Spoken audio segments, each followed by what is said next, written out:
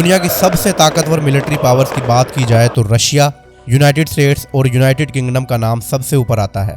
یہ تینوں ملک نہ صرف ملٹری میں سب سے اوپر ہیں بلکہ اکانومی اور ٹیکنالوجی میں بھی باقی پوری دنیا سے چند قدم آگے ہی رہتے ہیں۔ تو آخر کیا وجہ ہے کہ اتنے پاورفل کنٹریز افغانستان جیسے چھوٹے اور کمزور ملک سے بار بار ہار چکے ہیں؟ افغانستان میں ایسا کون سا راز چھپا ہے کہ یہاں سے دنیا کی طاقتیں الٹے پاؤں بھاگنے پر مجبور ہو جاتی ہیں؟ اور سب سے بڑھ کر یہ کہ رشیا، یونائٹڈ اسٹیٹس اور UK کا اس بنجر زمین میں کیا انٹرسٹ ہے؟ انسائٹس ٹی وی کی ویڈیوز میں ایک بار پھر سے خوش آمدید۔ ناظرین، افغانستان نے زیادہ تر عرصہ غیر ملکی طاقتوں سے جنگیں لڑنے میں گزارا ہے۔ یہاں پر قبضہ جمانے کی ہسٹری کو دیکھا جائے تو 2500 سال پہلے 522 BC میں پرشینز نے اس جگہ پر حملہ کیا تھا، لیکن ان کا قبضہ 2 سالوں سے زیادہ نہ چل سکا۔ اس کے بعد 331 BC میں الیگزینڈر نے افغانستان پر حملہ کیا، لیکن وہ بھی 7 سالوں سے زیادہ یہاں اپنی حکومت نہیں جما سکا۔ منگول امپائر، سکھ امپائر اور مغل امپائر نے بھی اس جگہ پر الگ الگ وقتوں میں حملہ کیا، لیکن صرف منگول یہاں 2 سال ٹکے، جبکہ مغل اور سکھ امپائر نے 1 سال کے اندر ہی یہاں سے ہاتھ نکال لیا۔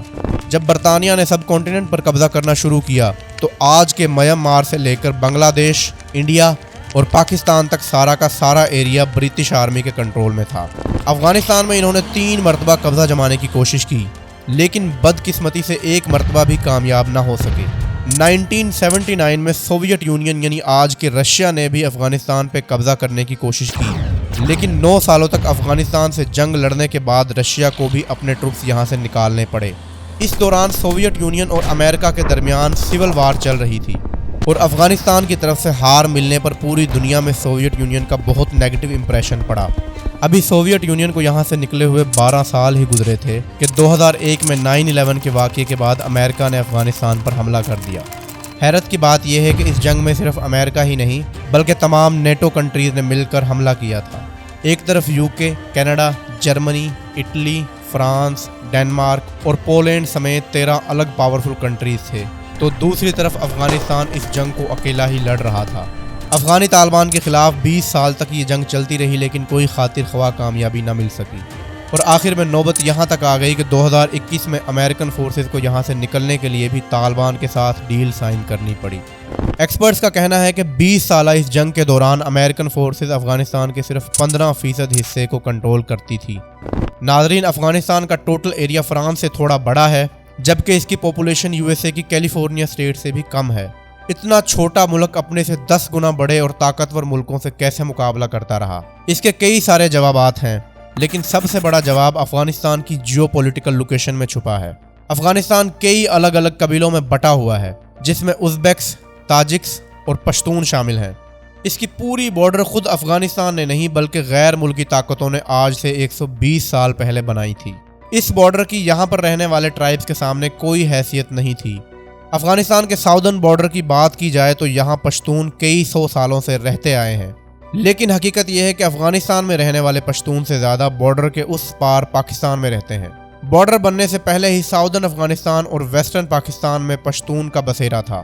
ان پشتون کی آدھی فیملی افغانستان میں تو آدھی فیملی پاکستان میں رہتی ہے، لہذا جب برٹش امپائر نے یہاں کی بارڈر ڈیفائن کی تو اس بارڈر کی ان پشتون کے سامنے کوئی خاص اہمیت نہیں تھی، کیونکہ یہ بارڈر محض ایک امیجنری لائن کے جیسی تھی۔ جیسے بارڈر ڈیفائن ہونے سے پہلے وہ لوگ ایک دوسرے سے ملنے جایا کرتے تھے، ویسے ہی بارڈر ڈیفائن ہونے کے بعد بھی جایا کرتے تھے، کیونکہ اس بارڈر کا زیادہ تر حصہ انتہائی اونچی پہاڑیوں سے گزرتا ہے۔ اسی وجہ سے اس بارڈر کو کنٹرول کرنا پاکستان اور افغانستان کے لیے کافی چیلنجنگ رہا ہے۔ دا ڈیورنڈ لائن کے نام سے پہچانی جانے والی یہ بارڈر 2640 کلومیٹر لمبی ہے، جس میں کم سے کم بھی 300 سپورٹس ایسے ہیں جہاں سے بارڈر کراس کیا جا سکتا ہے۔ اسی چیز کا فائدہ اٹھاتے ہوئے یہاں ڈرگز، ویپنز اور ملیٹنٹس کی سمگلنگ بہت کامن ہے۔ افغانستان میں رہنے والے ٹیرورسٹ بہت آسانی سے پاکستان آتے اور یہاں سے نئے ملیٹنٹس تیار کر کے واپس لے کر جاتے تھے۔ ان سب وجوہات کی وجہ سے ڈیورنڈ لائن کو دنیا کی سب سے خطرناک بارڈر بھی کہا جاتا ہے۔ افغانستان کا میپ دیکھا جائے تو یہ ایک لینڈ لاکڈ کنٹری ہے، یعنی اگر کسی کو اس پر زمینی راستے سے گھس کر حملہ کرنا ہو تو اس کے لیے پڑوسی ملکوں سے مدد لینی پڑتی ہے، جس میں Iran, Turkmenistan, Uzbekistan, Tajikistan, China اور پاکستان شامل ہیں۔ لیکن جیسے تیسے کر کے اگر افغانستان کے بارڈر تک پہنچا بھی جائے تو حملہ آوروں کو بڑے بڑے پہاڑوں کا سامنا کرنا پڑتا ہے۔ یاد رہے کہ افغانستان بے شک کانٹیننٹ کا سینٹر ہے، लेकिन यहाँ पर कम आबादी होने की वजह भी इन पहाड़ों की हार्श कंडीशंस ही हैं, जिनको हिंदुकुश माउंटेन रेंजेस कहा जाता है। ये रेंजेस इतनी ऊंची और इतनी खतरनाक हैं कि यहाँ सरवाइव करना और इनको क्रॉस करना करीबन इम्पॉसिबल माना जाता है। ये आलीशान पहाड़ अफगानिस्तान के 75% एरिया को कवर करते हैं, जबकि पूरे मुल्क की बात की जाए तो 50% से ज़्यादा एरिया 2000 मीटर की ऊंचाई पर है। ये पहाड़ियाँ अफगानिस्तान को एक नेचुरल वाल का काम देती हैं, जो गैर मुल्की ताकतों के लिए तो अनजान है, लेकिन यहाँ के लोकल्स इन पहाड़ियों से अच्छी तरह वाकिफ हैं।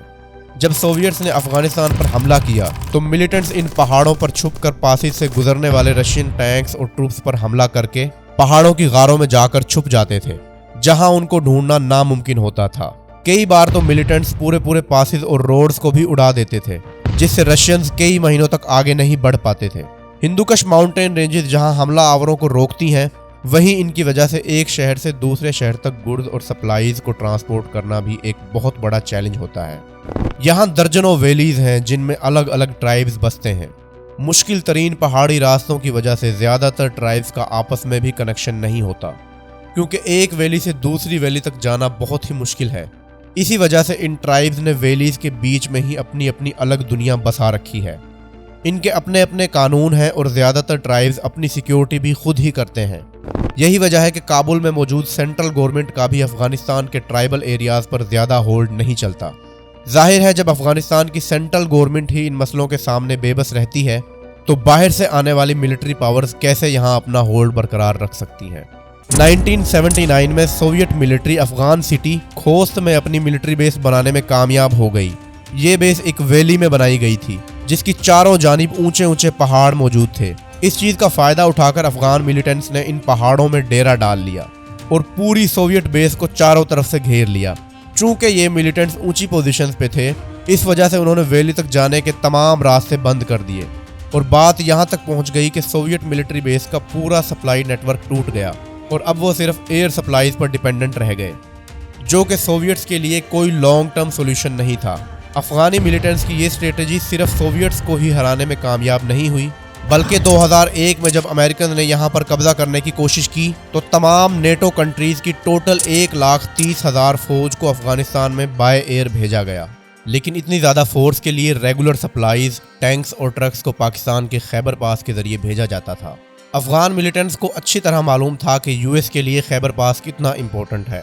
इसी वजह से वो पहाड़ों पर रहकर टैंक्स पर हमला करने का कोई मौका नहीं छोड़ते थे। हत्ता कि 2009 में खैबर पास के एक बहुत नाजुक हिस्से को ही तबाह कर दिया था।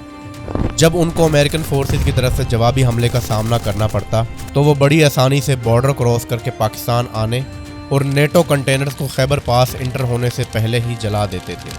नेटो फोर्सेस ने अफगानिस्तान में टेररिस्ट को ख़त्म करने के लिए अफगान गवर्नमेंट की मदद भी ली और वहाँ के कई लोकल्स को भी इस जंग में हिस्सेदार बनाया। बेशक कई मकामात पर उनको कामयाबी भी मिली, लेकिन पूरी 20 साल जंग का अगर निचोड़ निकाला जाए तो यूएस सिर्फ 15% अफगानिस्तान को होल्ड करता था।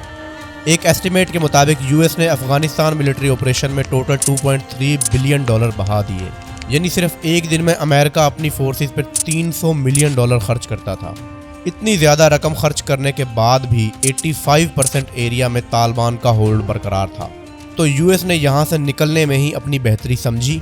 अब ये बात तो हम सबको समझ आ गई है कि अफ़गानिस्तान की डेंजरस पहाड़ियाँ, इसमें मौजूद अनगिनत सीक्रेट गारें और यहाँ के आइसोलेटेड ट्राइबल एरियाज़ की वजह से गैर मुल्की ताकतें यहाँ ज़्यादा देर तक नहीं टिक सकती।